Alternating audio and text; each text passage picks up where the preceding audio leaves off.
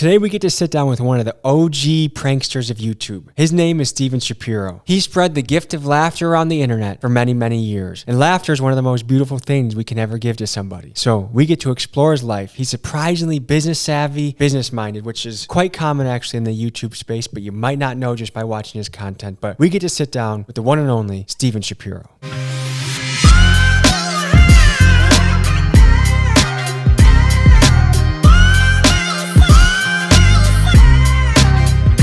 Welcome back to another episode of the Tommy G Show. Today, we have a very special guest, Shapiro, a man that has been making millions on the internet laugh for quite a long time. And you just got back from an event. Tell us where you just came from. Just came back from Hawaii. Yeah. Did a little filming in Waikiki, Honolulu. It's a good time, man. Have you ever been? I've been to Hawaii a couple times. It was more resortish. You know, I didn't really go off the beaten path. Yep. Sorry about that. But you also just got married. I did. Yeah, it's been 8 days now, so it's fresh. Yeah. Well, so describe the event, what was going through your mind, and I guess it's a very important milestone in life, like who you're going to spend your life with, what you're going to do, and you kind of have two of those things checked off. So what's going through your head as a married man? Honestly, it sounds cliche, but it's one of those things where it's like you feel different. You know what I mean? And I felt that when I got engaged too. It was like I woke up the next morning, I was like, damn, I really did this thing. You know, it's like it's a whole aura that kind of takes over your body where you have this, like, at least I did, this sense of security, you know, and the wedding itself was so like beautiful and such a quick day as well. I feel like I woke up, and from the second I woke up to the second I went to sleep felt like 5 seconds. You know what I mean? Isn't it amazing how much love you're surrounded by on that day? It's crazy. Yeah. Absolutely insane. And I think, I don't know how many people are traditional these days, but if you just go on social media, it's like, oh, just sleep around with so many women and, you know, getting married for losers. But I think it's one of the greatest things I've ever decided to do. How do you feel? 100% agree. And I mean, if you think about like what I do, right? Like on YouTube, a huge bulk of my content is picking up women. Yeah. So I was going to ask about that too. So I'd imagine there's kind of an understanding that, well, one, it's just playing and just talk, but two, it's also business. Is that something you guys have ever had to talk about, or? 100%. Yeah. One of the first, I'm not going to say one of the first conversations we had, but really early on, I told her, I'm like, look, this is what I do. This is just business, like what you were saying, right? You're a certified Riz Lord. I'm a certified Riz as a Lord. Businessman. It's on my LinkedIn. You can check it out. Yeah. But it's like you take a look at like traditional actors who are in movies, who are, you know, having sex with other actors, or, you know, quote unquote sex. Sometimes even touching their butts on the scene. Touching their butts in the scene. I've seen right? that before. And so we've all done that once or twice. It's like that is their job. Like quite literally, that's their profession. That's how they make money. And I'm the same way, just on a different, you know, type of platform. And so she was insanely understanding. She was like, okay, I completely get it. And yeah, we've just been very open. Well, I think any woman that is very self-confident and secure would understand immediately. And like, there's been a couple of videos I've done where like going to the strip club for the first time, I ran it by Sarah, and then I showed her the footage of me at the strip club, and she just laughed at me. She's like, you had no idea what you were doing in there, and I really didn't. And or like, we just did one picking up prostitutes in Los Angeles, where we hung $100 outside of the car, trying, you know, tell them, hey, you can either wear a mask, we can blur your face, yada, yada, yada. But one of them was like, touch my ass to prove you're not a cop. And I just gave the backhand to the ass. And so, but I feel like it's knowing that it's part of the business, and a secure woman is totally cool with it. 100%. That's so interesting. Excited to see that. So, okay. How long you've been on YouTube? What, 7, 8, 9? About 5. 5 years. Yeah. Okay. Can you tell us your origin story, your hero's journey? 100%. So my whole life, I've been just like messing with people. You know what I mean? Like I was messing with my brother from the crib. Like we literally have videos growing up where I'm just messing with my brother in the crib. And then, are you a twin? No, not a twin. He's 2 years older than I. Okay. And so just growing up, like in middle school and high school, we get dropped off at our local mall. We just walk around and wreak havoc. Wreak havoc with. I feel like every kid does that. Dude, it's such a fun period of your life where you really don't get in trouble for anything because you're a kid. Yeah. Was there any middle school or high school wreaking havoc moment that comes to mind and you're like, this was so much fun?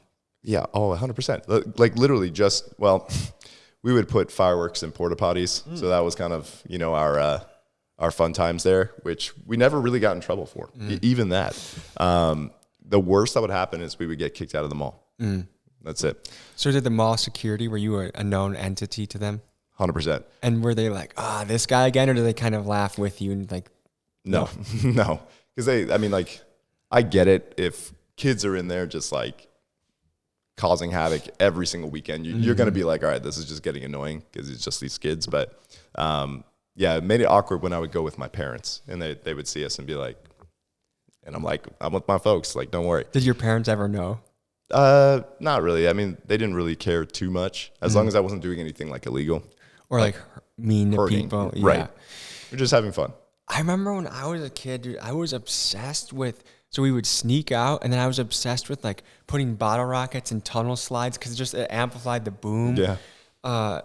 I remember one time we made this contraption. I thought I was like Albert Einstein. I got this shoebox and I put all these little holes in it and then I put all these fireworks in it thinking that if I lit the shoebox, like it would be a controlled demolition where Hell yeah.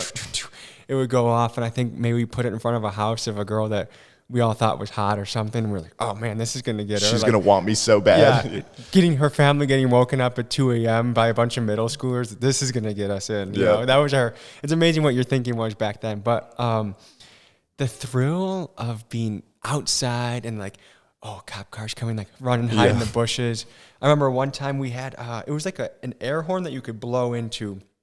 And we went out to this, I think this girl's name was Felicia Kopek. We went out to, it was her house. And one of the guys in the group was dating her, had a crush on her. So we were just, wreaking a little havoc. And we got caught. There's maybe 20, when you're a kid, every adult seemed like they're old as hell. But there was probably 30-year-old fellas that were just outside drinking. And they caught us. And then they started chasing us. And I remember hiding in a bush across the way.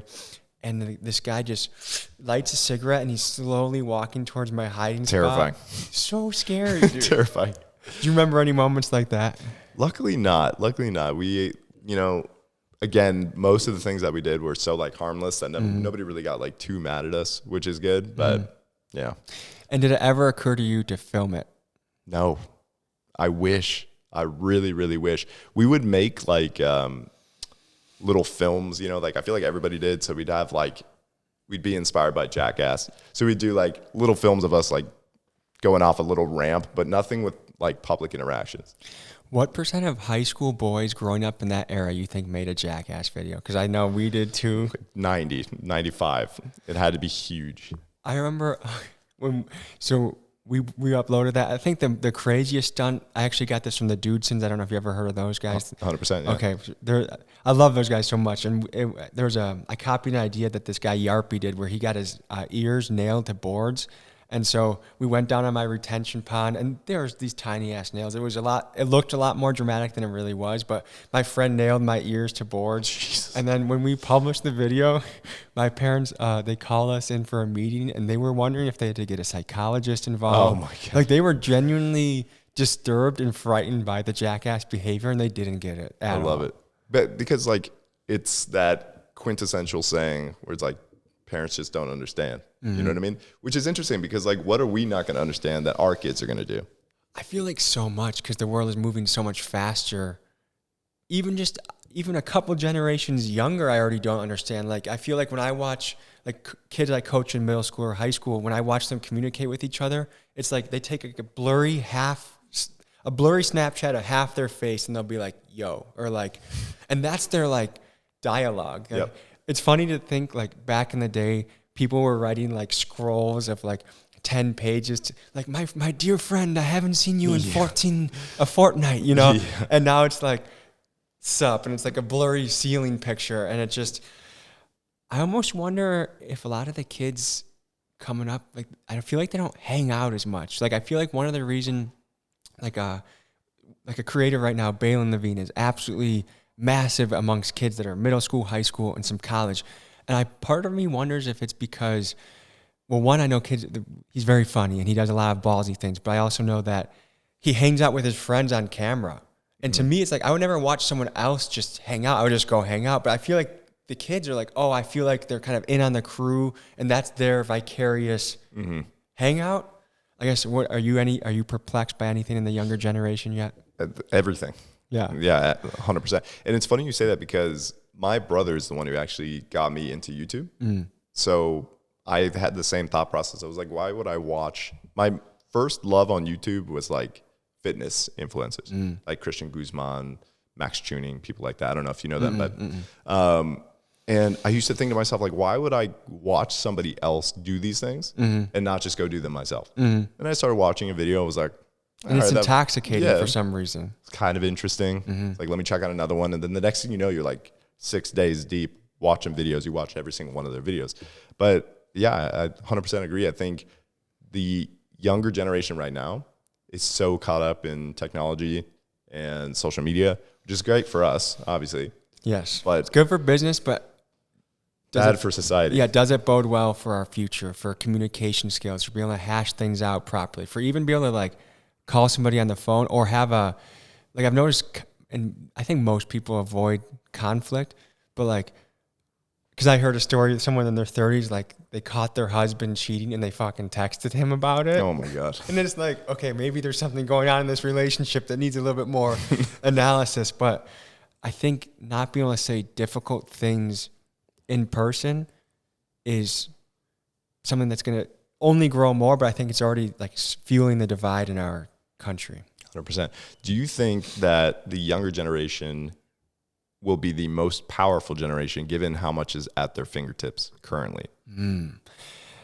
I think it's going to be similar to all-time history, which is there's going to be the top 5 or 1% that absolutely dominate and just apply themselves, work their ass off, they enterprise, they take the risks on themselves, and then there's going to be it's almost like Idiocracy, where there's going to be, if you're familiar with that movie, where there's just a bunch of dumb people sitting around watching TV and making fart noises, basically. Okay.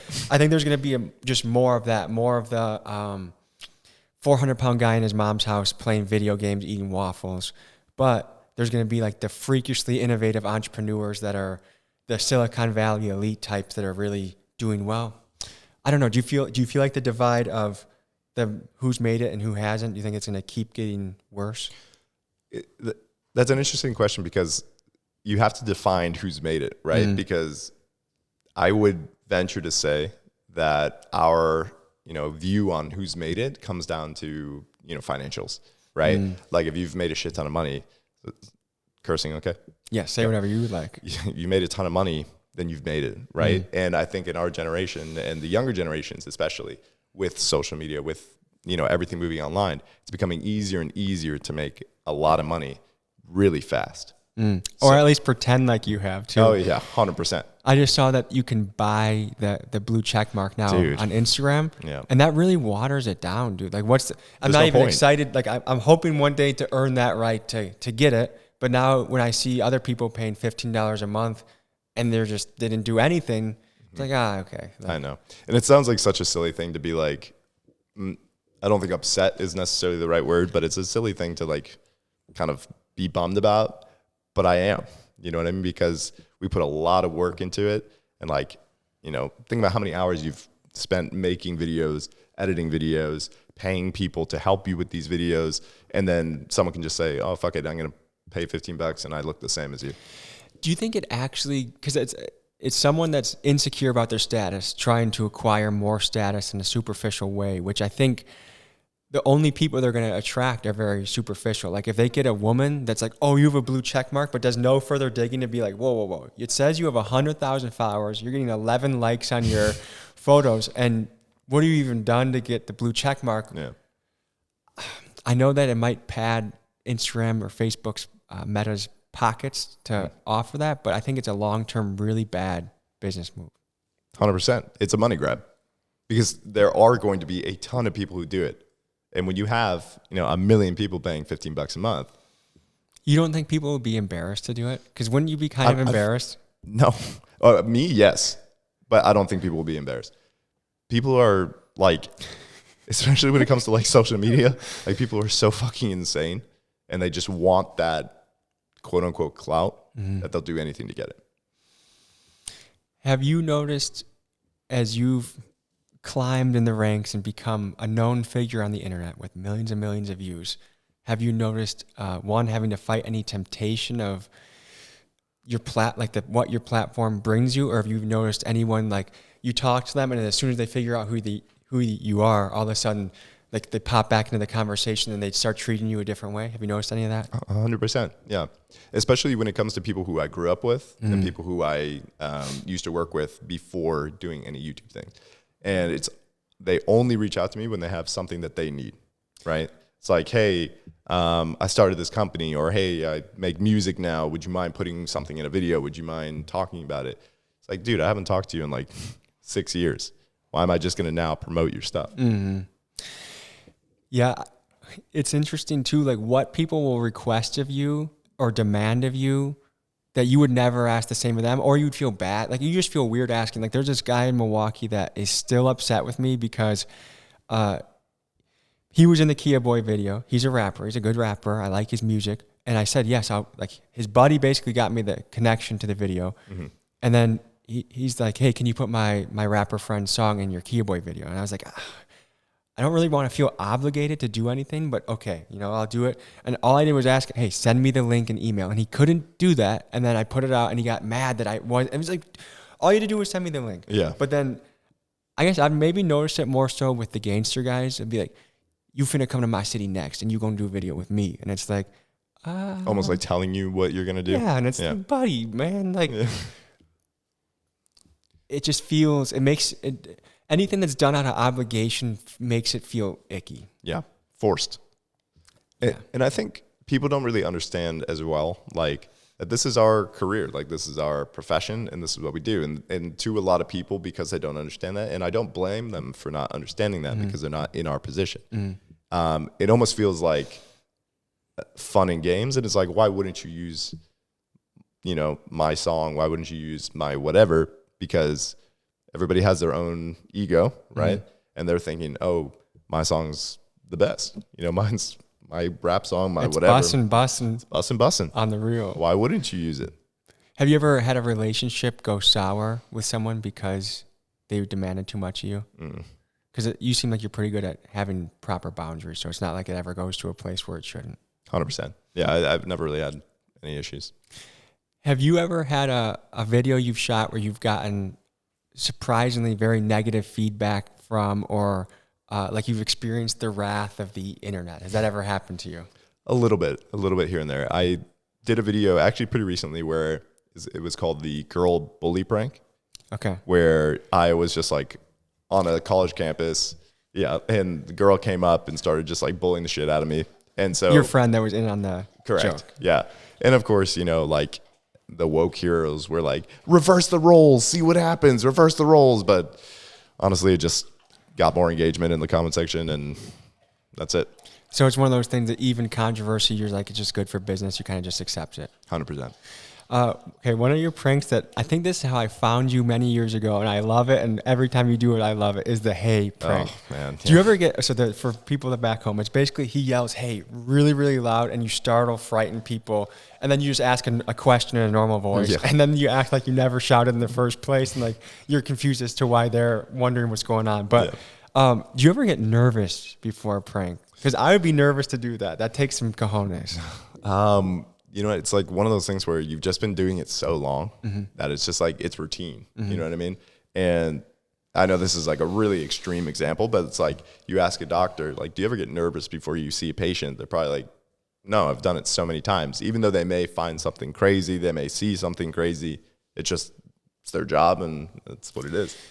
I suppose, because I still like. I don't know if I'll stop getting nervous for certain ideas. I think you're in a little bit of a different boat than I am. Sure. I will say, going back to the getting flack question, on one of my hey videos, I had done it to a woman in Miami, and she got mad at me, right? And so in the comment sections, everyone went off. On right? her or you? A little bit of both. She was African American, and so a lot of people in the comments were saying, "Oh, because of that, that's why she got mad," right? And then people were saying, oh, look at the Caucasian guy yelling, and then everyone going to protect him, right? So it's like started this whole, war in the comment sections. It just felt so ridiculous to me. People get so goofy about race now, and they get so, I guess you can break humans down on an unlimited amount of, by height, by gender, by whatever, but people, like, we get so weird about just normal shit. Yeah. Like, it's as if she got startled. She wasn't mad. She looked down. Oh, I am black. I'm going to get mad now. Yeah. Like, the idea some people have are just really ridiculous. And I find, like, especially because, a lot of what we do is going to the trenches. And so, like, we were just with a Mexican crew the other night. I guess they would say Chicano because they don't really have the Mexican culture still. But we've been with a lot of black crews. We've been all over the country talking to interesting people. But it's weird to me. Like, one thing I'll get people, the little people booing from the bleachers will say is, oh, you're taking advantage of black people, or insert like the gangster or whatever it is. But, and then who do you think invited me over? Right. Who do you think allowed me to walk around in their hood? Like, it just, I don't know. I feel like, and the people that always say it are the ones that have no experience in those areas. Like, I saw, back when the BLM protests were more prevalent, there was a group standing in the nice area of Milwaukee in this place called Wauwatosa, holding up a sign, all white people, all old white people holding up signs. And I'm like, dude, go to 27th and Burleigh and hold up that sign if you really want to be brave with your opinion. Like, I just think it's funny that people will get so mad about something that they have no business really commenting on, Mm-hmm. Yeah. I have, like, obviously deep down a lot of opinions on it, but, like, none that I really care to share. Mm-hmm. Just because I just stay out of those things. But yeah, it is really, really interesting. Okay, so maybe this might give you a perspective or a jumping off point. Is I just spoke with a Miami-based leader of the Proud Boys yesterday, and they want us to go to Miami and cover them. And part of me is even scared to cover them in the first place, because even just by sitting in the room and talking to somebody that's under that label, all of a sudden I'm going to get thrown in as associated, and that's what really pisses me off, is we should be able to go anywhere, anytime, and talk to, I don't care if I'm talking to Hillary Clinton or George Bush or the Proud Boys or Antifa. You should. Yes. Yeah. So, excuse me for being ignorant. Mm-hmm. I don't even know what that is. Excuse me. The Proud Boys are known as a far-right, not militia group, but like the Tiki Torches in Charlottesville, that was somewhat Proud Boy-ish. Their founder, Gavin McInnes, that was actually the guy that founded Vice Media. And, oh, no way. And then they started it as a joke, and it's like their whole stance, I guess they call themselves Western chauvinists, which is that the West is the best. People are spending so much time hating the West, but hey, we invented everything, kind of an idea. Why are you hating on culture that is, I guess, people that are proud of white or European culture, but they're not. The funny thing that I'm finding out with a lot of these Proud Boys, though, is that most of them have like a Cuban mix or a Latino mix to them. Like, for a white supremacy group, they're awfully mixed. Interesting. So, but there is an element of, like, the thing that I'm battling with is, if I were to go talk to Antifa, I don't think I would get any pushback from the establishment or whatever. So I can go talk to the far left crazy guys, no issue. But if I talk to the far right crazy guys, oh my gosh. So what are you going to do? I'm going to go do it. I really think you should. Yeah. I don't think you should be limited as to, who you speak with, what you do. I think what I'm going to say in the intro of the video is, like, first of all, guys, I've never voted left or right. I've always voted independent, and I have a big problem with our government. And second of all, Antifa, if you guys are watching this, I'd be happy to come to Portland or wherever you want me to come to next, so I can get your side of the story. And I feel like that's probably the best way to handle it.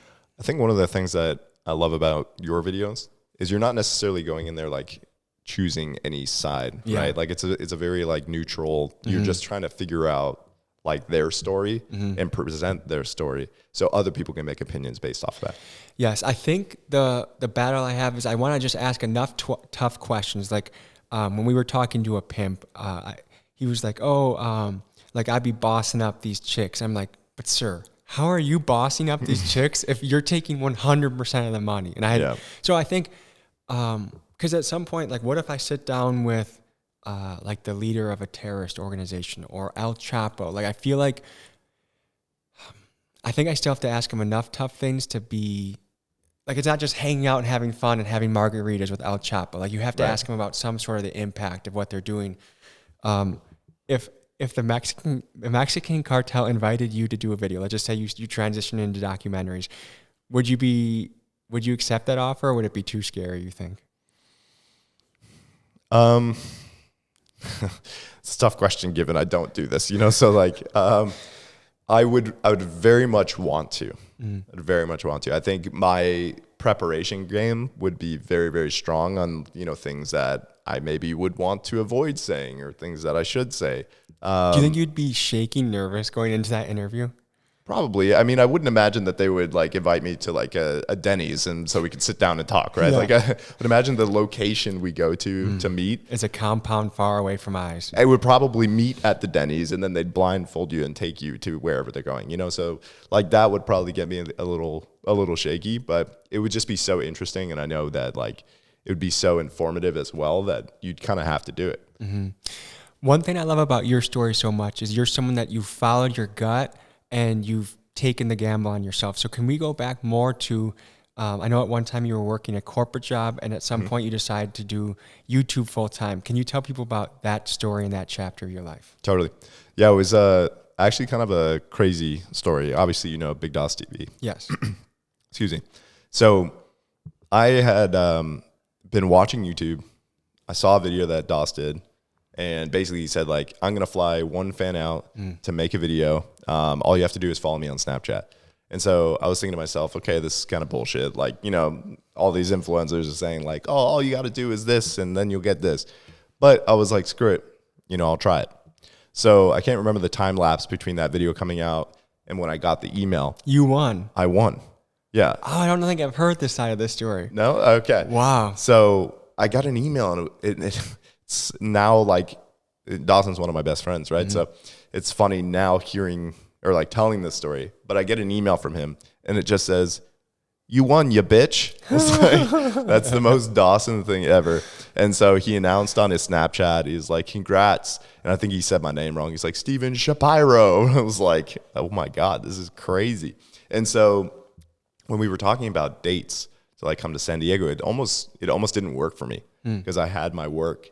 And what were you doing at the time? I was doing sales for Yelp, the online directory.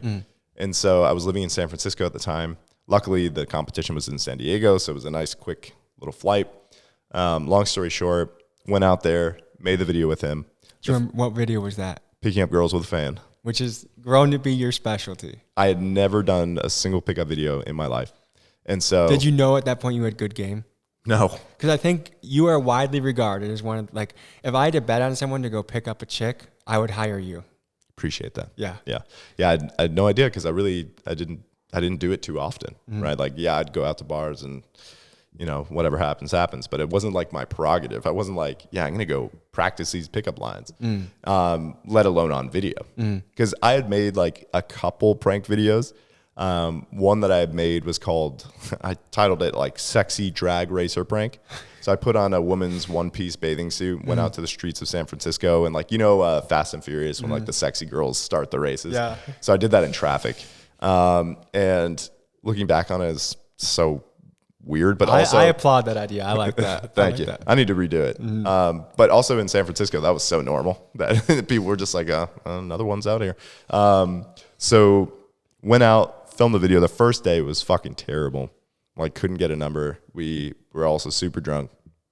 The next day went amazing. Were you nervous the first day? Insanely. And was it also a combination of like, you're here with this big internet guy that you don't really know, you have to perform on camera, and you're doing the task that's already nerve-wracking without the camera of picking up women? So I'd imagine that whole situation was... Oh, it's terrible. Yeah. My mind was like going in a million places. I didn't sleep the night before because I was so scared. And then I went, again, long story short, video went really, really well. He put it out and he said, make sure to subscribe to Steven. Let's see if we can get him to 10,000 subscribers. I had like maybe 150, 200. That first day, I think I jumped up to like 6,000. It was like, damn, that's crazy. Was that blowing your mind at the time?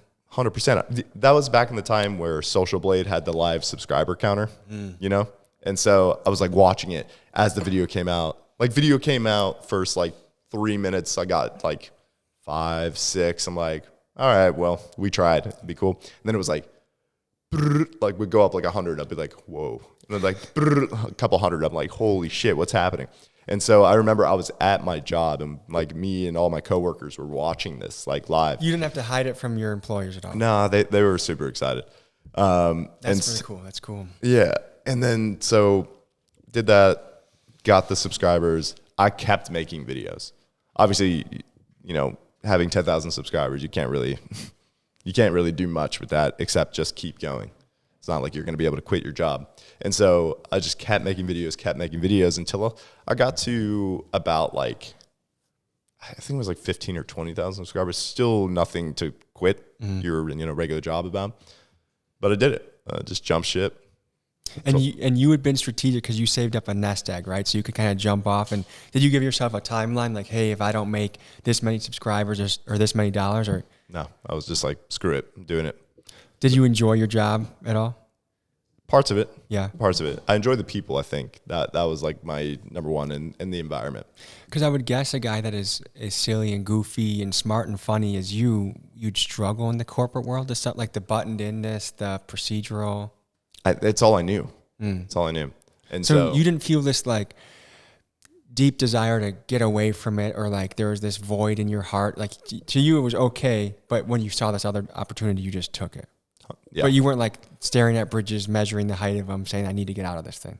I mean, I wasn't, I'm not going to say I was the happiest person in the world, especially like, I don't know if you've ever had a sales job. It's fucking grueling. Dude, sales jobs are really, really tough. So tough. You have to, it's almost like being a homeless person in a way, because the amount of times you hear no before someone gives you $1 is a lot. And so you have to just, and no one wants to talk to you. Were you did you cold call in person? Did you cold call over the phone? Like, what was your style? Over the phone. Yeah. Oh, dude, that's so brutal. We were making 70, 100 calls a day. Did you have to like, was that anything you actually looked forward to doing? Or was it like, okay, I gotta just get after it and see what happens? Not to sound conceited, the only problem is that I was very good at it. Like very, very good at it. So you have the nice, deep, reassuring phone voice, right? I think I'd buy whatever you were selling. Right, thank you, man. KPX5 in the morning. So like I climbed the ranks very quickly. So I was what's called an AE, account executive. And then, in no time I was a senior account executive. And then I moved into their mid-market section, which is dealing with larger corporate businesses. And then I moved into management. And so I was doing well, and I was making, 6 figures doing it. And so when I told my boss that I was going to leave to go make, comedy prank videos, I remember this super vividly. He looks at me and he's like, well, what are you going to do for money? I was like, I don't know. I'll figure it out. So I quit. And while I was making videos, when I wasn't making videos, I was driving for Lyft and Uber just so I didn't have to touch my savings. So I used that to pay rent. I mean, it's 2018, 2019 in Arizona. I was paying $500 for rent, living with, 4 other dudes. So were you living an extremely scrappy bachelor entrepreneurial lifestyle? Yeah. As lean as possible. Lean as possible. Okay. And so walk us through that phase of your life. How long did you have to do Uber and Lyft for? How long until you really started making serious YouTube money? I did it for a hot minute. I wouldn't be able to give you the exact time frame, but it was a good amount of time because, especially in the beginning, like you'll have a video pop and then like you'll see your rev jump, but then it goes right back down because the rest of your views aren't, anything to write home about. And so I just really didn't want to touch my savings and I really didn't want to fail. So I just kept going. Were you consistent weekly uploader at that time? 2 times a week. 2 times a week? Yeah. To anyone starting out their journey now, and it depends on the niche, but do you think 2 times a week is the way to go? You're right. It really depends on the niche. Like for what I do, like the social experiments, yes, 100%. Like the frequency as well as consistency and the quality is key. Were you editing your own videos at this time? Everything. Dude, putting out 2 videos a week is an insane pace while working another side job. That's crazy. Yeah. And so it's funny. Yesterday, It's the first Sunday that I've missed, first upload that I've missed, and probably well over a year, maybe 2 years. Does that stressed me the fuck out, dude? But I've just been too busy, and I tried uploading. So I have 2 filmer and editors. I tried uploading all the footage from Hawaii to my editor back home. like Dropboxing all the raw files? Too big. Yeah. Internet everywhere was so shitty. So So I guess when people look at success online, I think they underestimate work. I think YouTube can give the impression of like you're just going out doing a couple jokes and going back home, and all of a sudden you're an overnight millionaire. What's the real impression of what it is and the grind of it? So I'll give you a real world example. We were just filming in Hawaii, like I was saying. Let me show you how many steps we were averaging. This is such a weird thing to flex. And maybe it's not even a lot to you guys, I don't know. But let's see. Find my biggest. So there's 24,000 or 23,439 steps. And what is that? How many miles? That's like a Kenyan record, I feel like, dude. It's crazy, dude. Like there's so much that goes into it. And when we're filming, it takes so much time. And it's such a grind. And then you come back and you edit. And then what I do is I have my guys edit, and then we hop on Discord, and we spend literally like 6-7 hours just together, piecing every little part of that video together.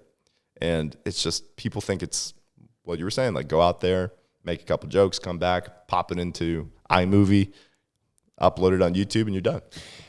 Big DOS really opened up my eyes when we did that trip together in Miami, because when I had done prank videos, it was probably probably 2 hours of filming, put it out. And obviously my videos were not on his level, but then when I would see, like we'd be doing some of the same takes for hours and hours and hours, I was like, holy shit, like this guy has stamina, and it's obvious why he's successful. What did you learn from Big DOS coming up? That same thing. That is just, it's not as simple as just going out and getting 5 clips and calling it a day. And he's very, very anal. He's very particular with what he likes.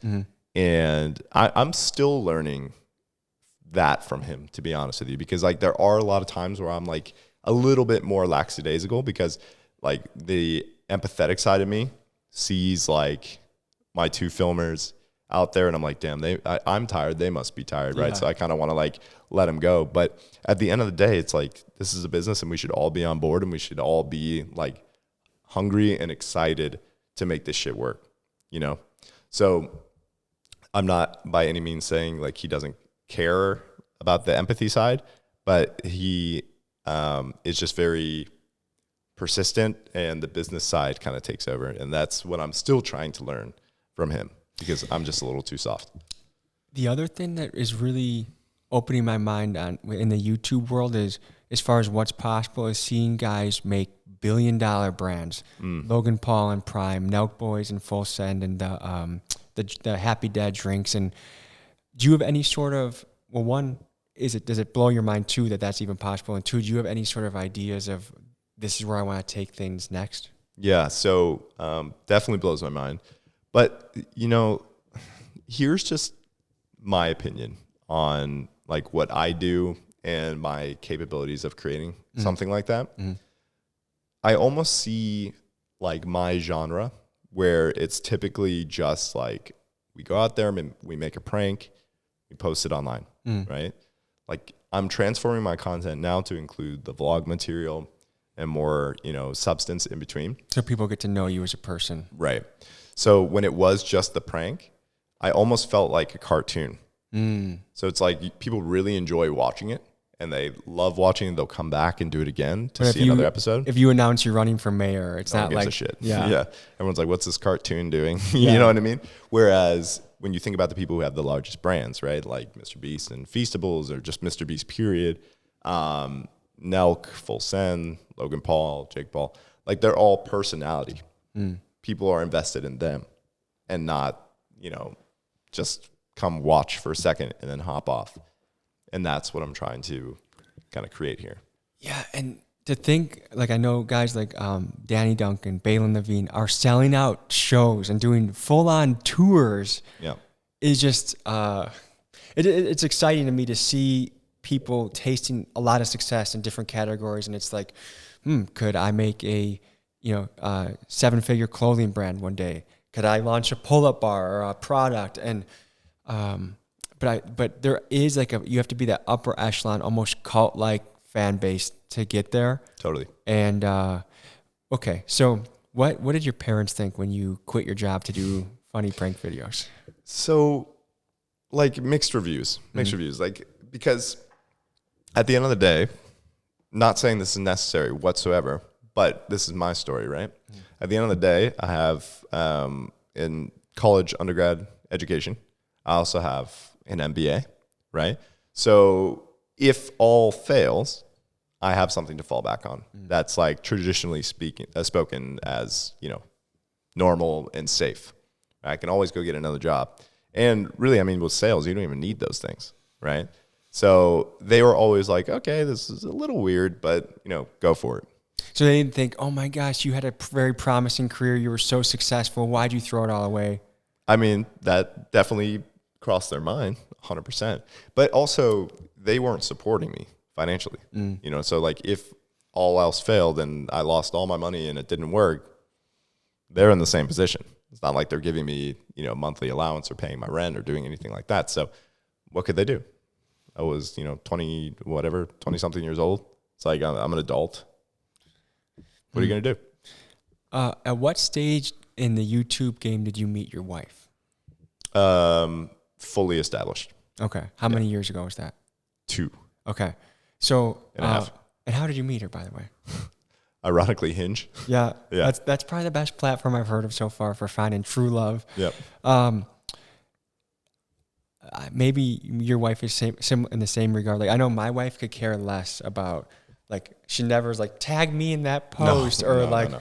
And I feel like you have to find that yin and yang in a partner for it to work, especially once you're established. Cause I think, I don't know, anytime you see like influencer couples where like maybe the woman's a fitness influencer, the guy's this, it just seems like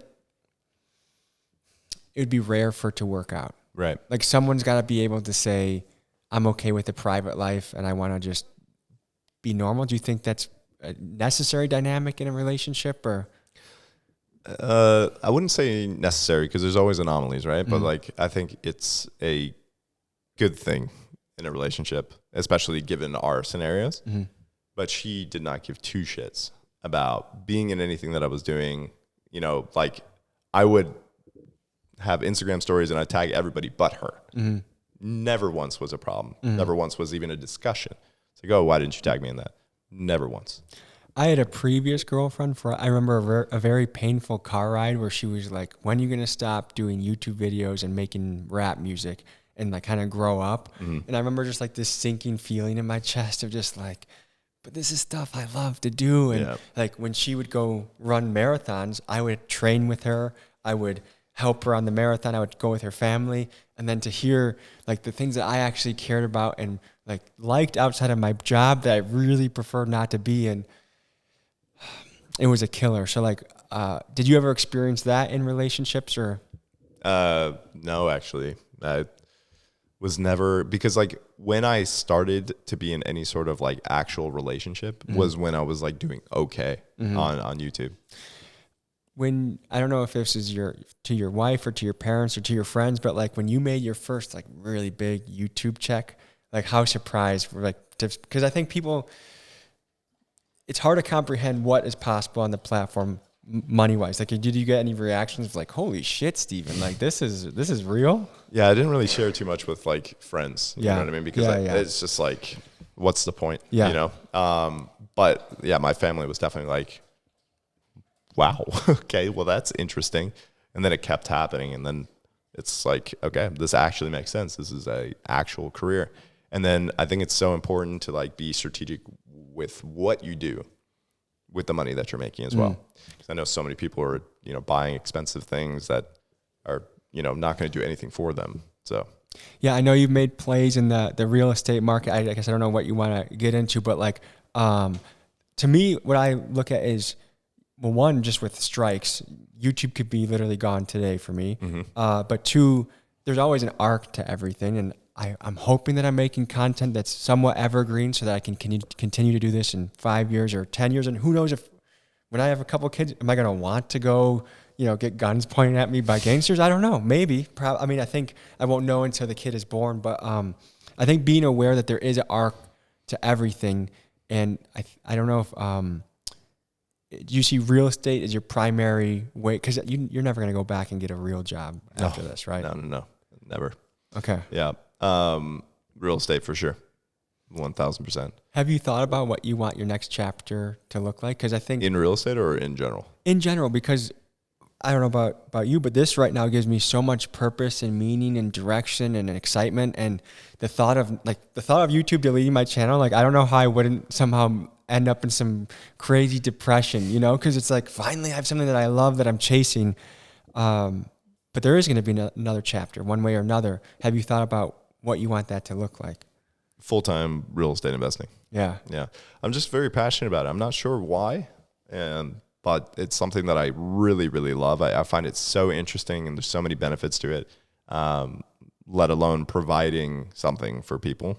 Like right now, I'm providing laughter and providing, anti-depression medicine, let's call it, quote unquote. 100%. Some people that watch an 8-minute video of yours will be like, that was the best 8 minutes of my day or my week. 100%. That is the most satisfying thing when people tell me that. Mm-hmm. But I mean, from a real estate perspective, like you're providing housing, mm-hmm. right? Like to people who maybe wouldn't be able to afford that house themselves, mm-hmm. right? Everybody needs a place to live. And so if I can make that happen, great. And, obviously there's a ton of financial benefits that come through the, mortgage pay down, the appreciation tax benefits, et cetera. So what do you say to the folks, and these might be our Antifa friends out here, but what do you say to the folks that say housing is a human right and any landlord is kind of an evil person? That's a tough question. I guess I would say that I understand their viewpoint. If I want to get you in any waters, you don't want to swim if this isn't up your alley. Yeah. What would you say? I would say, well, first of all, collective or socialist or communal style housing is possible. If you want to get 8 friends by 8-unit building, and when the furnace goes out, you share it 8 ways, or the roof goes out, you share it 8 ways, that's already completely legal and possible. But the reason you don't see a lot of it is because when money starts to actually get involved, your comrade might not be paying his share of the roof. And mm-hmm. then, are you going to pay double your share? Or I just think that a lot of those ideas do sound really good in theory, and it would be lovely just to get 10 of your friends and build a compound in the woods, and you all are sharing and planting gardens together. But in reality, there are the players on the team that are going to carry most of the load, most of the weight, most of the responsibility. There's going to be the slackers, and those things don't pan out. So to me, it's like, why not? If you're so enthusiastic about the new style of housing and it's a human right, go do it yourself. The other thing that they always forget about in the equation is the building of the house. Like they just a house magically appears and they just get to habitat it. But it's like, are you going to build it? Are you going to pay the contractors? Anytime it comes time in the question for them to take their share of the equation, it seems like they resort to this is probably extreme, but you would say that colonizer. Or they just find a cheap way to discount what you said. Mm-hmm. I was even just thinking about the whole colonizer thing in the shower today. I don't know why this scenario popped in my head, but if someone ever just called me a colonizer, I'm like, wait, do you think I'm British? Because the British colonized us. Technically, we're a colony, but anyways, it just is. Shower thoughts. Yeah. Yeah. I mean, it's a difficult thing. I mean, I guess how they might need to view it is it's a necessary evil. Like you're saying, the houses don't just pop up. Somebody needs to purchase them. Somebody needs to make that habitual, right? I don't. What would they like me to do? Just let people live there for free, just because I made decisions which allowed me to be able to afford it? I'm not sure. Yeah, but this isn't to say. I think this is where we need to get politically too. Is this not to say that are there shitty landlords? Of course. Are there corporations that rip people off? Of course. I think maybe that's one thing I've learned in just speaking with all sorts of people is I can kind of see almost anyone's point of view, but then there's a thing that's like theory versus in practice, you know? So, okay. So you just got back from a wedding, you got a video to upload, you got things to do. What do you view, like what keeps you going? Because I'm still new to success on this platform. You've experienced it for a long time. And so to me, this is still this new shiny thing. I'm still incredibly motivated, excited. Like it's still like, holy shit, this is happening. I'm guessing are you past the stage of holy shit, this is happening? I'm past the honeymoon stage for sure. Okay. So maybe what are some sides of YouTube that maybe people don't get to see? Like, I don't know, would you say it's easy to have good mental health with YouTube? I know some of my friends that are creators really struggle with that. Like you'll post one video that's a 1 out of 10, that your latest and greatest video, it's doing really well. Next week you post a 10 out of 10, and then you start questioning your existence. Like walk me through the mental health side of what you've experienced with YouTube. It's a constant roller coaster. Yeah. Because you are only as good as your last video, right? And if you have like a bunch of 10 out of 10s in a row, 10 out of 10 meaning that it's performing the worst out of the last 10 videos that you've released, it's really difficult to be like, hell yeah, everything's great. I love doing this. And like people really just like their perception of you is influenced by the last video you put out, right? And so you'll see comments like, I'm sure, I mean, maybe you don't, but I'm sure you see comments that would be like, whoa, Tommy really fell off. It's like, what changed between last week and this week that I fell off? You know what I mean? Or like, this video is trash, and it's like, okay. The whole fell off thing is an interesting thing to me because people will say it so casually, like take a rapper that had 5 hit songs and then disappears, and people will talk so much shit like, oh, so-and-so fell off. I'm like, just to get into the place where you were on in the first place is like a 1 in a million person. And then like, it's so easy for people to just throw tomatoes from the bleachers when you start to go down a little bit, or if you even just have a down week. I guess maybe the analogy that I would use is, if you're drinking a bottle of water and there's even 1 drop of piss in the water, you're going to notice it. And it's kind of like that in the comment section, right? Like 999 people could say, Steven's the funniest guy ever. He's handsome. He's the rich Lord. He's this, he's that. And then one person comes at your life, and it's hard not to just let that one comment weigh you down a little bit. 100%. I mean, do you read your comments? I do. You do. Do they affect you? I would say for the most part, they're very, very positive. And so that's encouraging and that's fun. I don't know. Like, I think someone commented on a No Jumper interview, like, I didn't know like Adam could invite cross-eyed guests on his show, or like little things that are like, when it's ridiculous, it just makes you laugh a little bit. I guess I feel like I can look myself in the mirror after each video, and I think like I did right by the audience. I did right by the people that were in the video, like people that are, I still talk to a lot of my contacts from my videos. Like even the Chicago Trap House guy, we were on FaceTime with him yesterday, and he was telling us about an idea he has where we should cover the red line train system in Chicago because it's out of control. And he's like, it even scares me. And I'm like, I don't know if I'm going to go then. But I guess because of that, I feel pretty good, but it is hard sometimes. Why do people have to say mean shit, dude? And I guess, have you ever caught yourself? Do you ever go on TikTok? Oh, yeah. Do you ever catch yourself? Because TikTok has a lot more like 10-second reactionary videos where you're just like, and I catch myself writing comments sometimes, and I'm like, Tom, you're better than that. But like, I'll just say something anyways. Do you ever catch yourself doing that? Or you're good about avoiding it? I never comment anything. Yeah. I probably should adjust my course. Yeah, right.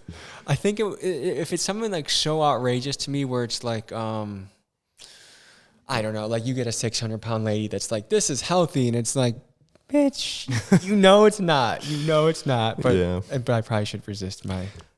I mean, just again, use the empathetic side of yourself, right? It's like, what are you getting out of commenting being like, oh, this isn't healthy, and how is she gonna feel when like maybe that's really how she feels? Maybe like in short, most would say that's probably not healthy.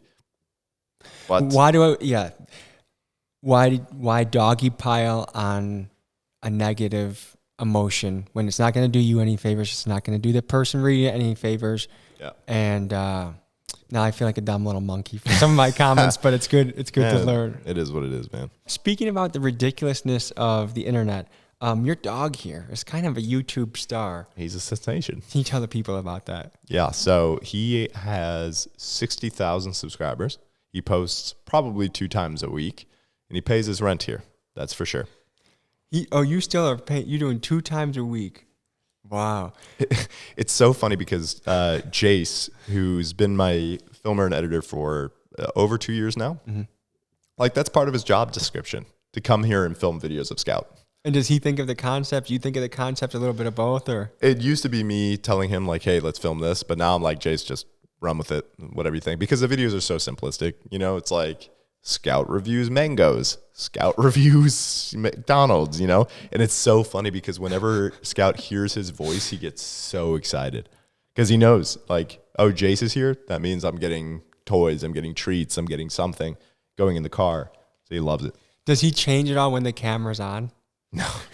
Yeah, camera He doesn't comes out like and get gets self-conscious, super nervous. or he No. like gets like sunglasses on, and like acts like he's Brad Pitt or something. He's just a diva. He's a huge diva.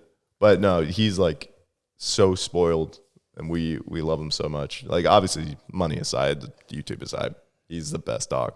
You'd still keep him even if he didn't pay his rent around here with YouTube. Most days. Yeah. There's a few days where we might get rid of him, but nah, he's the best. I think that's the thing that keeps me really excited and just intrigues me about the internet. Like you can literally start a show of you eating wings with people that are interesting, and that turns into a massive success. Or you can have your dog try out McDonald's, and that can be a massive success. Is there any other lanes of YouTube that you'd want to explore? So, you know, I know this is a little bit contradictory to what we were talking about before with the relationships, right? But I am always kind of thinking in a business mindset, right? Yeah. And couples channels do very well. So I started a channel with my now wife, Megan, 6 months ago, 7 months ago or so. We also have about 60,000 subscribers. And so I wouldn't mind, like, if that could catch up to the revenue that my main channel is making, like that style of content would be so nice to be able to just travel with my wife and just have experiences with my wife and post them online, and people enjoy them and watch them, and it creates revenue.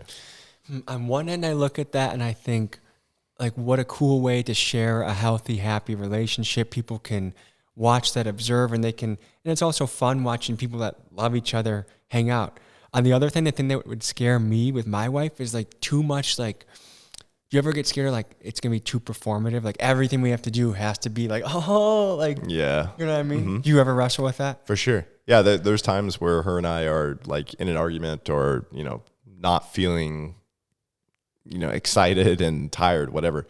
And then it's like, oh, but we have to put out a video. So we're literally like, yeah, just sit down. Let's just do it and turn the video on. We're like, what up, guys? Welcome back to, you know what I mean? So it's like that weird balance of like trying to like, I don't know, just perform, but also be true to yourself. So I feel you on that 100%. What do you notice in the difference between the prank audience and the couples audience?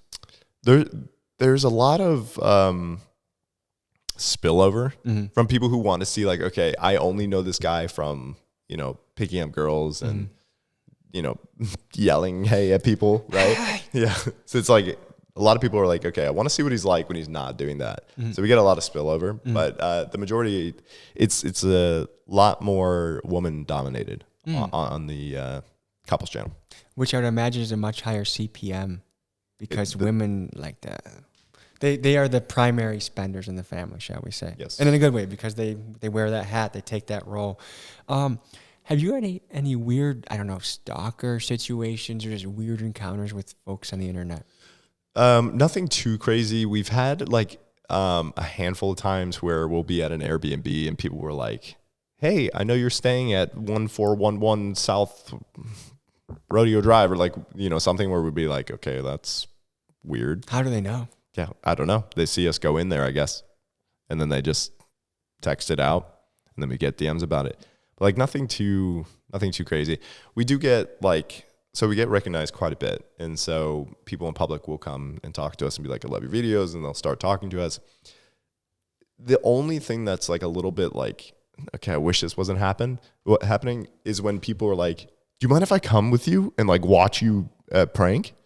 And I'm like, not good at being an asshole. So I'm always like, sure. Oh, really? Yeah. And so they'll literally sit there and like talk to my filmers while they're like filming me. It's just not a good situation. It's tough to say no to people, especially people that actually are appreciating or like what you do, and then having to tell them politely, "Hey, I'm on the clock right now. Like, I'm so happy that you love the channel, and thanks for meeting me. But hey, like, it's hard to do that." Very hard. Because like, again, I think I'm like an overly empathetic person. So I'm like thinking to myself, like, damn, if I saw somebody who I really, fucked with and was so excited, and that, I had that mentality where I like wanted to like be around them. I don't, probably given what I do. I just like, I understand. But if I did, I would feel so bummed if they were like, no, dude, like go away. It does seem like YouTube can attract maniac, not on the audience side, but on the creator side. Like there's a fair amount of maniacs out there, or like have you ever met someone that you're like, oh my gosh, like I thought this was gonna be a wonderful experience, but holy shit, there's actually a bunch of weird things happening? Yes. You don't have to be specific with people or names, but like somebody. Yeah, very recently. So I went to go film a video with somebody recently in California. I don't want to say where because I think it would be very obvious, but in California, a lot of subscribers, multiples of what we have. And we spent pretty much the entire day filming. And this person was under the influence of something, right? Not pretty high, right?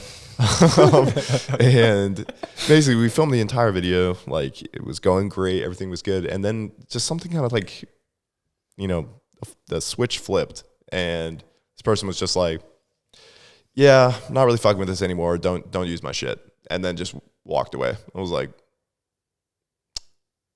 okay. Like that was very strange, but here we are. And so not only did that ruin the entire day of filming, because at that point, it was later in the day, but it's also like we traveled to be there. So that just, wasted a shit ton of money too. So I was like, that's great. That's maybe what it is. If I've experienced YouTubers where the lack of consideration is stunning. Like, and some of these people I actually really, really like in some regards, but like the business side of it is like, I would never do that to you. Totally. Like you would never have someone come out, shoot with you 2, 3, 4 days, invest for their filmers to come, invest for their Airbnb, all their hotel, whatever, and then not care if they don't get anything done or accomplished. Totally. And I don't function like that, and I'm always respectful of other people's time. If I make a commitment, I'm going to, honor that commitment. Like complete transparency. I'm fucking exhausted right now, but I told you I'd do it, and I'm very happy we're doing it. But it's like, I would never like text you this morning and be like, yeah, sorry, dude, I'm too tired. Like I can't do it. Do you think part of it is the difference of YouTubers that come from either the corporate world or a previous job where they really had to interact with people and be held accountable and be on the payroll, compared to people that have made it without, they never had a real job in their life? Do you think that's part of the difference? Absolutely could be. Absolutely could be. I think, as with anything, it's always a case by case scenario, right? Like I would never want to like put people into a bucket and be like, oh, you never worked a corporate job, so you're probably like this. But I think that's a huge component, because a lot of these people who have made it on YouTube and are creators have never had a boss, have never had, somebody who said, if you're not here by 9 a.m. tomorrow, you will be fired. You will lose your job. You will not make money. You know what I mean? So like when you have that, it teaches you a sense of responsibility and a sense of just like, okay, I know what I need to get done, and I need to respect the other people who are on the team, because we have to work, cohesively. Do you want children, Steven Shapiro? I do. Is that something that you're going to get going on relatively soon? Maybe. I know Meg and I have talked about it, potentially trying, at the very late end of this year. Are you strategic? Because I was talking to Sarah about this, because we might, just based off our age, we got to start going soon, especially I want 2 kids as well. So the clock is ticking. And, but I'm like, I want my kid born in like September, October, November. So that they're the oldest in their class. They're going to be more developed for school and for sports. And she's just like, let's just have them when we have them. Like, is there any sort of idea behind that? No. The only thing that's going through my mind is like, when you have kids, it is a game changer. You know, it's no longer easy to travel. It's no longer easy to vacation. It's no longer easy to, you know, do a lot of things that you need to do. And obviously with that comes a lot of pros, right? Like, it's probably the most amazing experience of your life, and you love them to death, but everything becomes a little bit more difficult. Does that scare you at all? Because I remember I just was watching a TikTok the other day where it was all these moms in the comment section being like, one, it was just talking about the difficulties of motherhood and how tough it is. And it'd be like, mom of 2 here, but I love them, but if I had to do it over again, I wouldn't have kids. And there were so many comments like that it was just like, it's scary, man. It's scary, but it's also, like, in my opinion, a bit of like the purpose of life.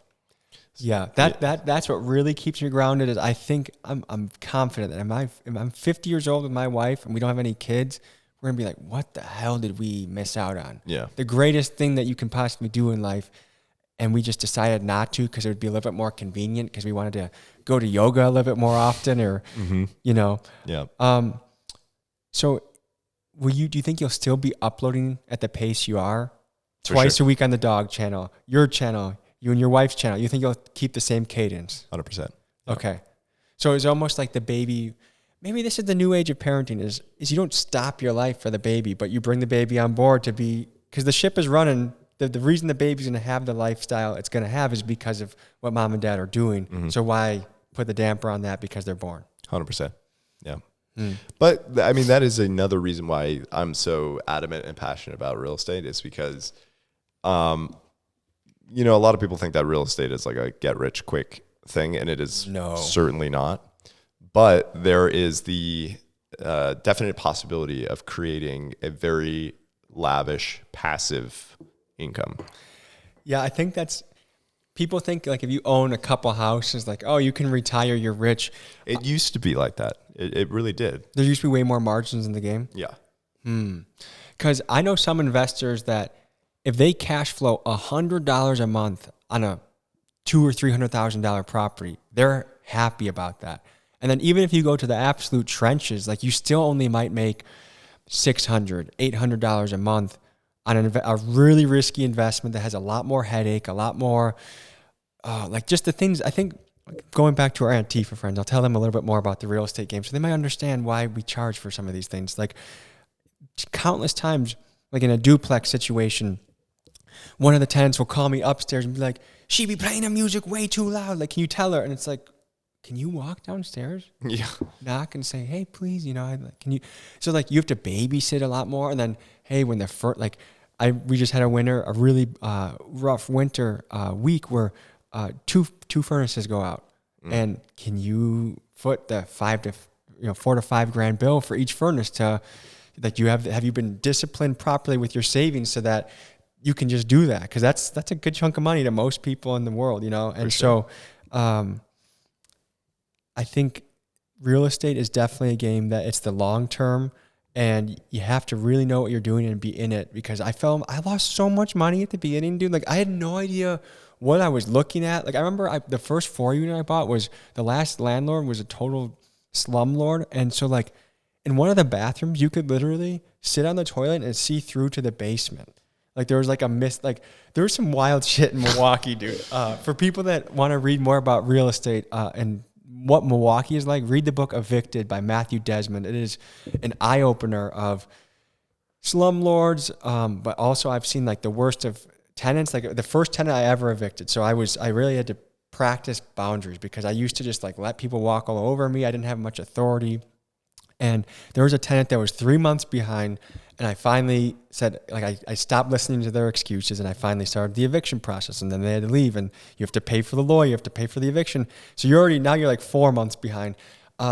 And guess what they did? I walk into the unit because downstairs neighbor Sylvie's like, landlord, they're flooding the place. So I hustle over there. I'm on the phone with 911 trying to figure out, can I legally just go into there or not? Like I was trying to, is this an emergency situation or am I violating their rights to go not let my property get absolutely flooded and ruined?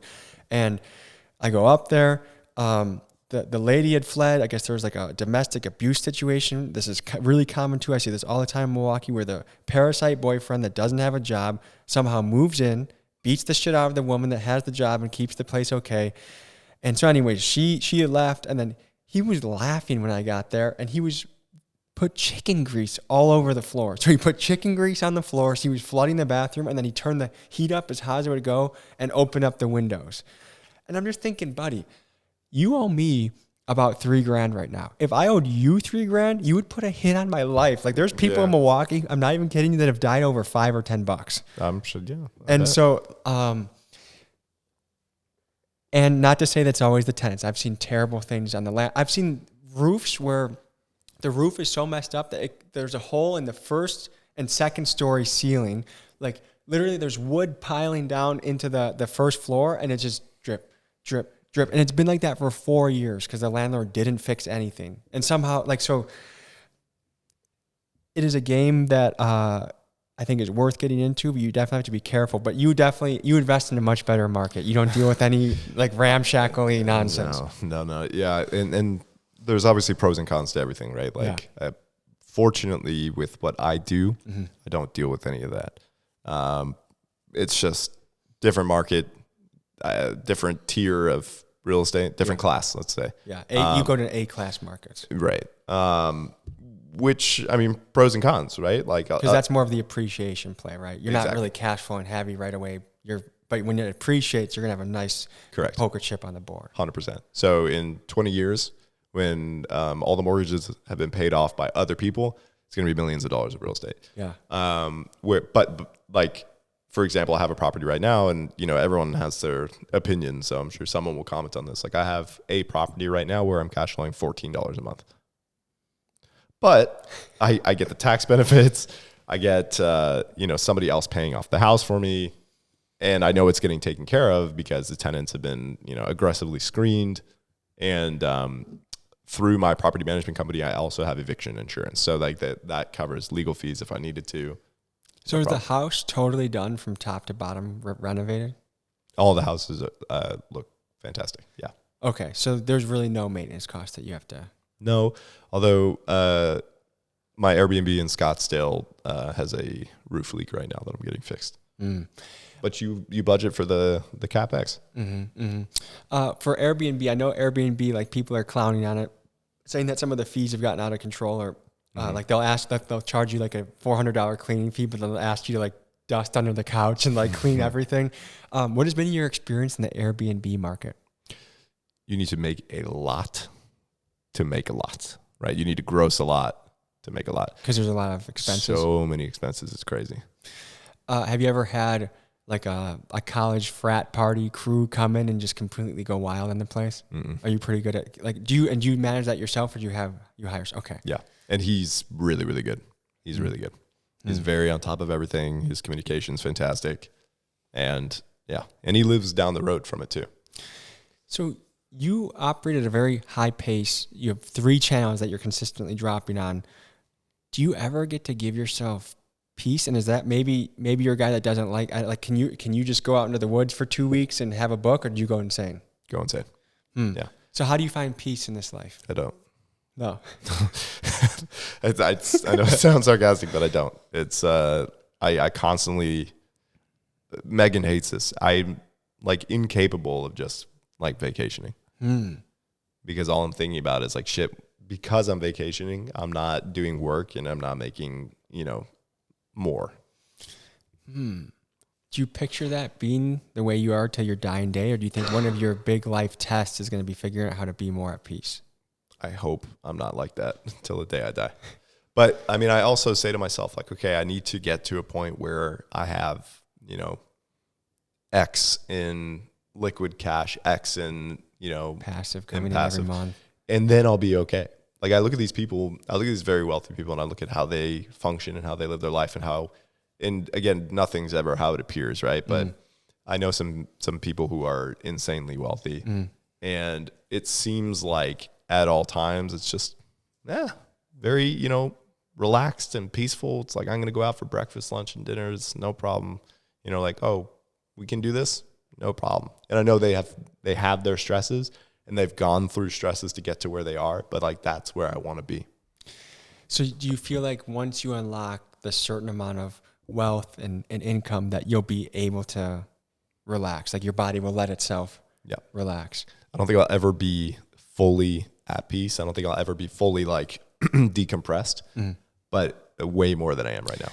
Do you ever picture yourself having to do some sort of challenge, like, okay, I'm going to go to a monastery for a week and just follow the strict routine and the rigors of what they do? Or like, do you view any, it sounds like your vision quest in life isn't going to be like having to go out and slay the dragon because you like going out and slaying the dragon. It sounds like it's going to be like, can I sit in the hut cross-legged and just whistle and be content with that?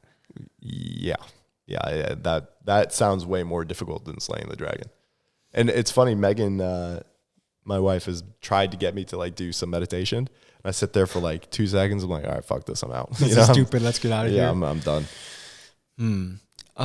Let's see. Would you say that of the really successful people you've observed, because I could say the same thing about Big Doss. Like, he's a guy that even though he's doing fantastically well in the internet success, financial success, he is he keeps it going. Would you say that's a trait you noticed in almost every successful person you've met? Yes and no. I think, again, like the internet breeds people who can make a lot of money really quickly. And so like it's so difficult. But I think it's just a mindset of like people who I deem to be successful, right? Like my personal opinion and my personal observation of the people who I, respect and appreciate have that same quality. Would you say, I don't know if this is when you were growing up or currently still, but would you say you've had any heroes or any role models or someone that was the blueprint for you? I feel kind of like a piece of shit for saying this, but like not really. I wouldn't say there's anybody who's really been like insanely influential, and I'd be like, wow, that's the person that I need to really follow. So my grandfather just passed away a few weeks ago, and he was 100. And he was like, it sucks because it took me this long and to be at an older age to really respect and appreciate him as a person and how hard he worked. He worked all the way up until he was like 80. What did he do? Right? He was in the insurance business. So he created a insurance company in South Africa, made that extremely successful. And then, he didn't see a future for himself and his family in South Africa. My aunt moved to England. My dad and uncle moved to America. And so him and my grandmother moved to England, and he restarted the whole process again. Restarted a business, made that very successful, and retired there. So he lived 2 separate lives. So are you your second generation American then? On my mother's side is full American. Okay. So whatever that generation would be. Yeah. Wow. And have you ever visited the motherland, so to speak? Going this year. Yeah. Yeah. And what excites you about that, and what kind of things will you do there? So for one, my dad has like had zero interest in going back, which is why obviously we haven't. But I mean, I'm so excited to go to South Africa. There's so much to see, so much to explore, and just seeing, my dad's stomping grounds, kind of seeing what the homestead was like is going to be awesome. What kind of environment did your dad grow up in? Like, was it rural? Was it city? Was it suburbs? So he grew up in Johannesburg. I've heard, this is stuff on the internet, but like Dangerous. that place is like, going into a taxi there is like you might die. Mm-hmm. Is it really that crazy there? Again, I've never been there, but everything I've read and heard, Johannesburg is insanely dangerous. But he didn't grow up in like the hood by any means. Yeah. So he is that a place that even if you're middle class or above, you need like armed security? I don't know. Okay. I don't know. but I do hear it's insanely dangerous. Cape Town, on the other hand, I hear is definitely on the safer side, and that's where we're gonna go. Do you enjoy traveling? Love it. Yeah. And is there anywhere else on your list that you're like, either that you've been to that you really, really love that might be somewhere foreign, or that is on the list of like, man, I got to go here? Japan. Yeah. Really want to go to Japan. Yeah. Do you think you could do pranks in Japan? We actually talked about going this year to do pranks. The reason we're not going is because I believe they're still pretty heavy on their mask mandate. Let's talk about that for a second, because I still was doing pranks when COVID started, and all the reactions, everything that people want to see is on the face. And when the mask is covered, your whole business is out the window. What did you do during that time? Just kept cranking. Yeah. Were you able to be in kind of non-mask environments for the most part, or? Not really. Okay. Yeah, I mean, you look at the channel, you see a bunch of videos. Everyone's wearing masks. I'm wearing masks. Just was what it was. And do you have any, do you feel like you have to be somewhat careful with the pranks you would pull in Japan? For sure. I don't want to be culturally insensitive. That's the only thing. Well, certainly. But even, it just seems like it's a culture that's so polite and respectful that, like, if you were to do, hey, in Japan, no. I feel like you'd get some sort of samurai would crawl out of a corner and just in your neck. Slay me. Yeah. I think, especially since there is a pretty major, have you been to Japan? Mm-mm. My sister's going to get stationed there, so I might actually be going there soon. Nice. There's a pretty large, obviously, language barrier. And I've had a few friends who just recently got back from Japan, and they were saying that, like, in most places, like, they just don't speak English, right? So I think a lot of the videos that we'd film have to be very, like, universal. For example, like staring at strangers, something like that, where it's like it doesn't really take language to, confuse and create reaction. You have a lot of really fun videos where you pick up women without even talking, right? That would be maybe a good challenge. Oh, for sure. Yeah. When you go travel, how many videos do you feel like you have to knock out to make the trip worth it? I mean, I always go for as many as possible. What did you just do in Hawaii? 4. While getting married. Oh no, I didn't just get married in Hawaii. I thought you just got back from your. No. My sister-in-law just got engaged. Was Big Doss giving a speech at a wedding? That was my wedding, but that was 8 days ago. But that wasn't okay. Yeah. Okay. So, long story short, I sent my passport to get renewed. Did the expediting whatever. It's been well over a month and a half. Okay. Still don't have my passport, and so we haven't been able to go on our honeymoon. What's the trip before that you went to? How many videos did you get done in how many days? I'm not gonna lie, my brain is blanking. I don't remember where. Do you have an average? We get 4 or 5 videos done in 3 to 4. I'll be really happy. And how many days do you usually travel for? 4 or 5. Okay. And do you miss home at all? Towards the end, yeah. I miss Scout. Dude, yeah, I'm such a little weenie sometimes. Like, I'm on one end, I'm like so happy and I feel so lucky that this is the job. But on another end, like, I miss Frank, I miss Sarah. And do you ever integrate family into the trips? Like, do you ever bring your wife and like try and balance it, or just doesn't work because like you can't? She works, right? So like she works a traditional job, so she's always busy. She was actually in Hawaii, but again, because her sister just got engaged. Okay. And so it was a bit of a coincidence, the timing of it all. But typically, no, I don't bring her. Okay, because that's one thing we're trying to experiment with. I don't know if I want to make it more of a family experience where, hey, Sarah comes or bring a friend, but also, and I'm sure they get it and understand. But like once you experience one of these trips where it's like, oh wait, we just did a 15-hour day, and now we're doing a 12-hour day, and now we're like, then there's just certain places I would never want to take Sarah because it'd just be too scary. Like I don't have to also think like enough, like making sure the 3 of us don't die is enough. And then also making sure like the person I love most on planet Earth doesn't die is like, I could never like look her parents in the face and be like, wait, you brought her to the trenches for no reason. Yeah. And she just got like some idiot was like flexing for the camera and accidentally shot her. And I have to go explain that to the funeral. It's a heavy burden. Yeah. What do her parents think about what you do? They love it. They've been wonderfully supportive. And I was a bit scared at first because they are like they're very successful in a very traditional manner. Like he's a wonderful lawyer. He's a partner at his law firm. Her brother's That's a good help for high-end, you, huh? yeah. I'm gonna need a couple lawyers. Her brother's a very successful lawyer.